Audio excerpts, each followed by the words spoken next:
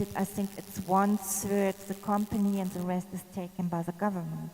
So this is a big incentive, I think so. And due to the fact that my government calls it a success story, there must be a payoff. Now you said, okay, in Indonesia it wouldn't be possible, and many of them, they are unemployed.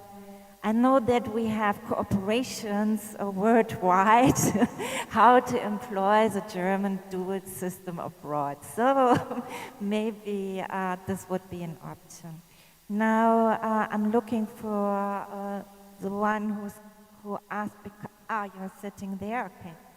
So you asked because of COVID-19 and how act Germany to it. Our success story, the same like in the financial crisis, is the employment of short labor. So as soon as Germany gets into a crisis, we cut off the labor employment. So the whole country works less. And the government pays the companies what they lose, right? So the salaries, they go on, yes? The salaries for the people in vocational training go on, no? But they are not paid by the companies and the government by itself, but also by a fund, which is especially for this situation, for crisis. These are instruments which only are available for a short time. If the financial crisis would have taken longer, or COVID would have taken longer, then we would have a problem. Okay. In European comparison, in the financial crisis, we survived quite good without any damage. So the second approach we did in vocational education and vocational school was the digitalization of education. So the people stayed at home and the teacher were via Zoom available, and this is something where Germany is not on the top, I'm afraid to say. We have to learn because digitalization in the school system, there I think we are not as good as other countries, for example in the north of Europe. So they are a role model for digitalization in education. So we look to other countries, how they do it, and we try to adopt in Germany. Thank you for your question. I'm sorry, the last question for Tika. In our imagination, in Indonesia and communal society, education have related to society, responsibility, their engagement with society. So the question is, if the education is oriented into industrial work, how people have the awareness or engagement in society? Why in Indonesia, not humanization, humanize them, and how they still have awareness how to deal with our social program in human relation. And because it seems like this, we go to school, apprenticeship, and go to work, it is over. So it's hard for us to imagine like this, for example, because we have we are in society is, for example, like Budin is become in malls, in other places, how to link, bridging between the life in the work and professional in the life in society in educational system. It was to me, right? Yeah. Okay. So what we do is we try to teach youngsters, especially to do voluntary work.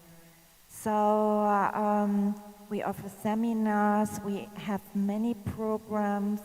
We also in the past we had in our history the decision either you go to the army or you do social work. So we try to do it by incentives, by information, by offering opportunities to engage in social work. But yeah, due to the fact that we are a very ambitious country, you know, and time is money, and we still have in our mind that we have to follow a career. Sometimes there's not enough space for people to do voluntary work, so you have to be from your mentality very social, you know, to engage your spare time in voluntary work, you know. So I'm very pleased and I'm very happy about this new generation which are growing up. They are completely contradictory to my generation. I was born 65. And right now we have a generation who thinks more about the planet, who thinks more about the future, and who has time to go on the street and fight for their future. But this is a new development, and they do it by heart and not by incentives of the government. But the government, and this is very interesting, they have to react. These young people have so much power that they could influence our government. So we have much more people who vote for the Greens, and they change the system, you know? And now parties which are not used to talk about these issues, they are forced by the youth to engage in these topics. And they work voluntarily. Thank you. Eva, and next, Bu Mahanani. Yeah, Bu Mahani. Okay, it's okay, Bapak. Yeah, Okay, how vernacular education can integrate yeah. while they reinforce or like on the uniqueness and enclave, for example, for that. Okay. Okay. To answer your question, Bapak, it's like this. Historically, the establishment of vernacular schools, it was a negotiation which the Malay negotiated. I mean, Malaysia is a unique country. We gain our independence not through war or not through blood spill. So Malaysia gained its independence through negotiation. So the British urged the Malay to accept the existence of other major races during that time. So the major races were the Indians and the Chinese. So part of the negotiation was to acknowledge the existence of these different races. So part of the acknowledgement was to give them the platform for their own education. So that's why the existence of vernacular schools. So if the Malay did not agree at that time, then Malaysia would not gain its independence. The British won't allow the independence. So that's why the existence of vernacular schools. Yes, truly, my personal experience and from my observation, and what truthfully, somehow the existence of vernacular education somehow create segregation among races, because at young age, the Chinese Indians, they have a choice of not to mingle, not to mix with other races. But since the allowance is given for primary education only, so as I mentioned just now in my talk, when these students in the examination, if they don't get A for the Malay language subject, they cannot go straight to Form 1. So they need to enter 1 year remove class where they are given full, most of the time is for them to be proficient in the Malay language. And during that time, that 1 year buffer time at secondary education is for them to get to know other races also. For example, if the Chinese students will get to know the Malay students and the Indian students also. So that's why the existence of the removed class. So if they do well in the removed class, then only they can enter Form 1. There was once during the leadership of Tun Dr. Mahathir, our former Prime Minister, he established Vision School. Vision School is where you have in one compound, you have the national primary school, you have the vernacular school in one compound. And they designed the Vision School where, for example, during recess, break time, the students from the vernacular school and the national school, they get to meet, for example, at the canteen. And they have one program. For example, if there is a sports program or any extracurricular activities, they do together. So that is one platform where, to provide a chance for them to mingle. But currently, the popularity of national schools among other races is also high. We also have Chinese parents and Indian parents who choose to send their kids to the national schools because they acknowledge the importance of early mix with other races and then the proficiency of Malay language. And in national schools, the students are also being taught the third language.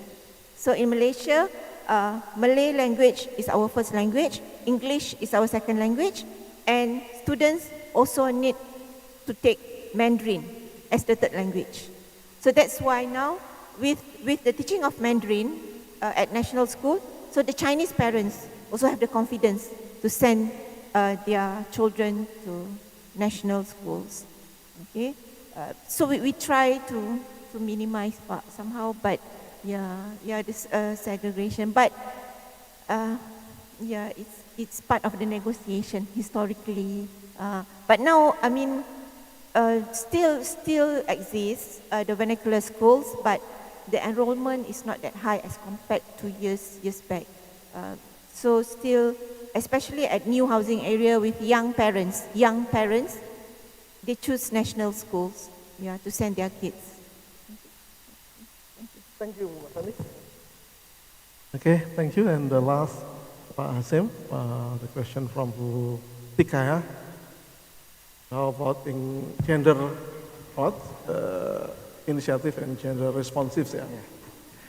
Thank you, Pak Akhwan, and thank you, Bu Tika, for the questions. Yeah, I do agree that women representation is not automatically make the policy or program as gender responsive. Yeah. Why is it happened? Because in patriarchal society, men and women are experience what I call internalized sexism. So men having a sexist perspective, similarly, women also women have a sexist perspective. Yeah. So women's representation should be followed by sensitize them about the gender issue and then equip them with gender analysis so they can integrate the gender perspective in the policies and the programs. So I think that is the problem. Why, even though we have a women's leader in our parliament, but they view still patriarchies or still patriarchal point of view, and then they have no important role in generating sensitive policies in parliament, for instance. Yes, so I think it's also important to engage men who has a gender sensitive perspective, but again,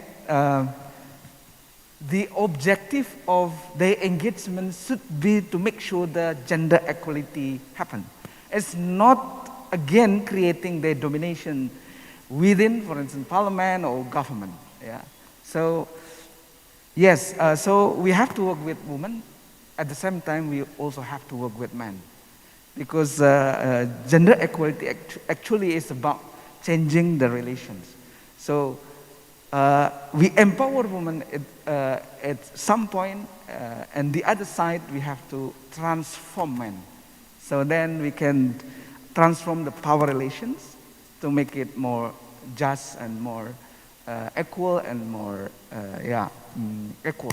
Yeah, I think this is my response. Thank you. Thank you, Pak Asim.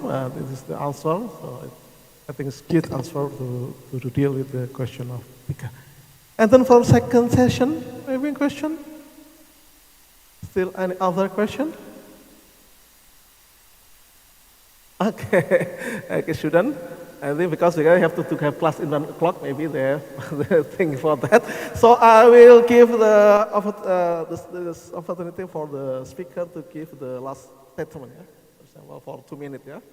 Each of them, the last statement about what have happened with our discussion, the response from the student, and what we can get from this meeting, and what the last statement maybe you want to say to the participant.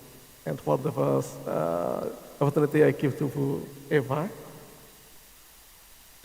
Yes, it was a great pleasure to be here. I learned a lot from you, from the education system, but also from your culture, because it's my first time in Indonesia, and when I came here, I was quite worried what is expecting me, and I know I had to implement a gender plan into the University of UN, and I was thinking, oh my God, is this topic suitable to talk about? And for example, in Europe, or especially in Germany, we not only talk about women and men, we also talk about diverse, you know, and also different kinds of sexual beliefs, you know, and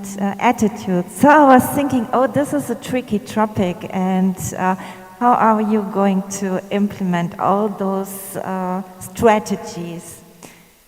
It was easy for me. I was not expecting this.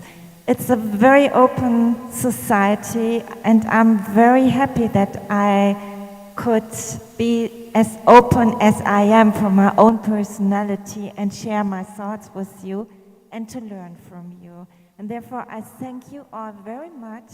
I will return to your country, and it was really a pleasure to be with you. Thank you.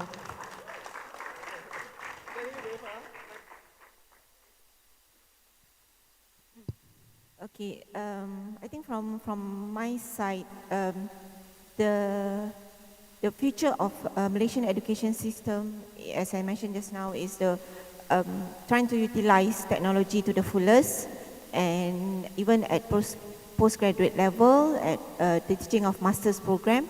Currently, the Ministry of Higher Education is also encouraging universities to offer open distance learning programs, and in our faculty, we have run one S2 program, which is educational technology program through the mode of open distance learning, and we have enrollment of students from all over the world.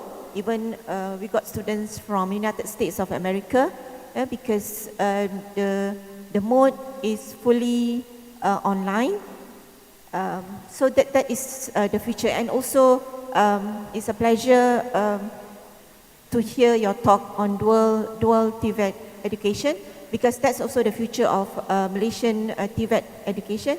And currently, there are companies, German companies in Malaysia, which are currently conducting dual program in Malaysia. And I know about it because one of my nephews currently is taking dual program with one German company in in Malaysia, and he is enjoying it. He's enjoying the pay. He got, just to share with you, per month he got 1,000 ringgit as salary, and also he got to attach with a German company, and yeah, it's similar to the one that you share. So I think Indonesia also should venture into it, since I mean, it's an option. It's an option to our young generation, and also it provides opportunity for those who are not fully academically inclined, I believe. So it's a good option.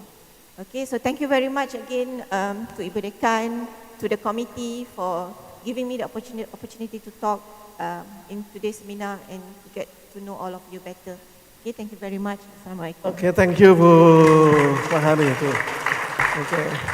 Okay, the last statement from Pak Hasim. Thank you, Pak Ahwan. I think this is a very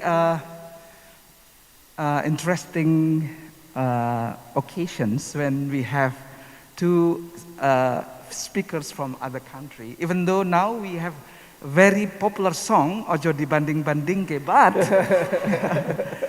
comparing our educational system is really important. It's like learning from Germany, and then also learning from Malaysia. Malaysia education system is also very important to learn what is work and what is doesn't work, and then also learning from the success story. And my last comment is about we may face a lot of challenges in the future. Now people start talking about 5.0, it's not 4.0. And then I think university or higher educations have a very important role in assisting our community in facing these challenges. So again, I think for me, we as a scholar, our responsibility is not just like doing research in our laboratory, but we also have to actively engage in the social transformation process in assisting our society, our community to face the challenges in the future. Thank you. Okay, thank you for Pak Hasim too. Yeah.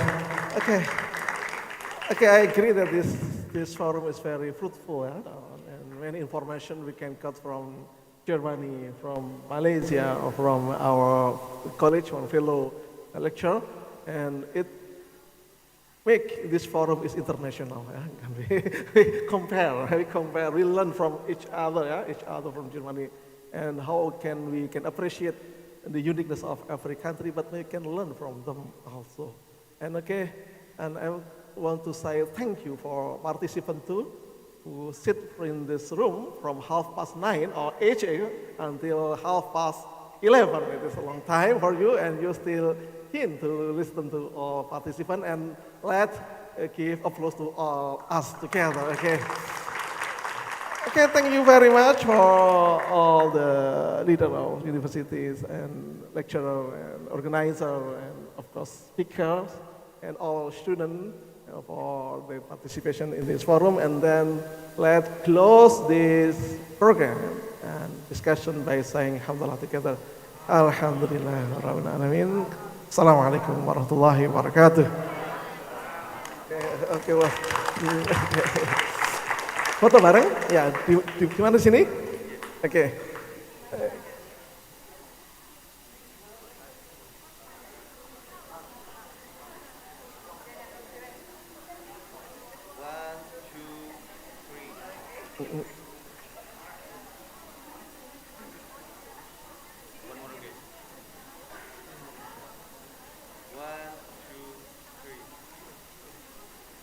Oke, terima kasih. Thank you very much.